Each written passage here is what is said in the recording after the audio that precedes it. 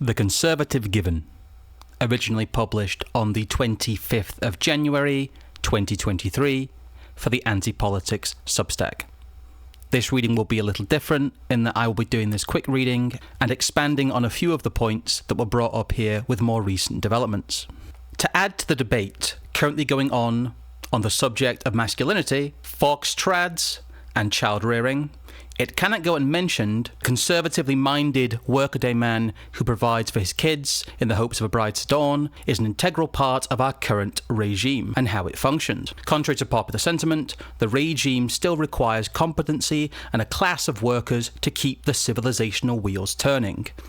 Engineers, builders, plumbers, high-level managers, and much more.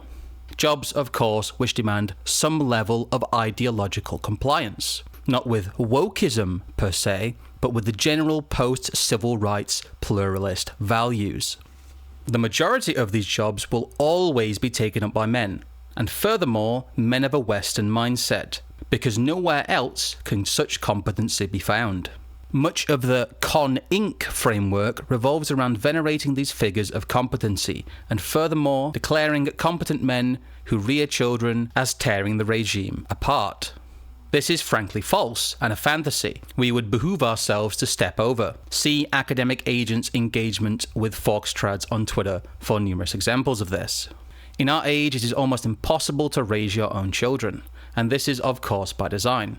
In the same way that the Con Inc. Uberman who works 60 hours a week, pays for a mortgage, keeps up with car payments, and saves a small fortune to send his children to a prestigious, subverted, educational institution. He is held up as the ideal. He also keeps the regime functioning in a way that bio-Leninist patronage and loyalty cannot.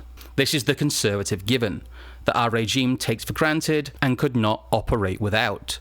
This is why a conservative ecology must be allowed to exist in a denigrated and corporate form, caged and fed. That is the end of the article proper, but something else I wanted to bring up in relation to this is the idea that there is no totally incompetent regime. To hold power, a regime must have a basic level of competence.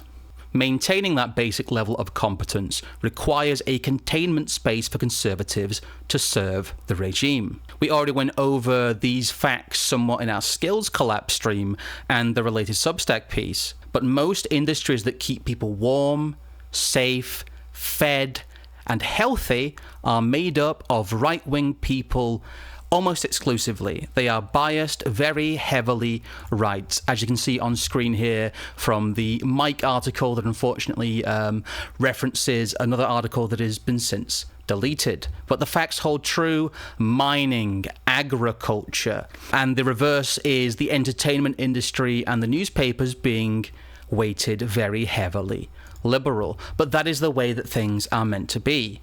The conservative reservation keeps the functional people in line, and the liberal reservation keeps a lot of the artistic people in line. And that is how what we broadly call the Unip Party functions. There was also a very good piece put out by Morgoth on Morgoth Review that interlocks with these ideas quite heavily, called Western Perestroika is Trump the West's Gorbachev. Reformations can be more deadly than revolutions. In it, he posits the idea, similar to the way that we do, that the regime needs conservatives. It needs conservatives to survive. It needs conservative, hard-working men especially to survive. And those are the people who buy into the propaganda the least. And as a survival mechanism, it may allow Trump not only to win, but to somewhat thrive as a way to reach out to those people, to take the boot somewhat more off the neck. And in doing so, they could, as the Soviet Union did, through the process of glasnost, create the conditions effectively for their own demise, because you can't turn things into reverse and not have unforeseen consequences, as the Soviet Union did. I think it's a very interesting piece, and you would do well to check it out. It's also a good way to talk about the collapsed and hollowed out current elite, that they are looking in desperation of who to turn to, and they are looking at their caged and fed conservative reservation.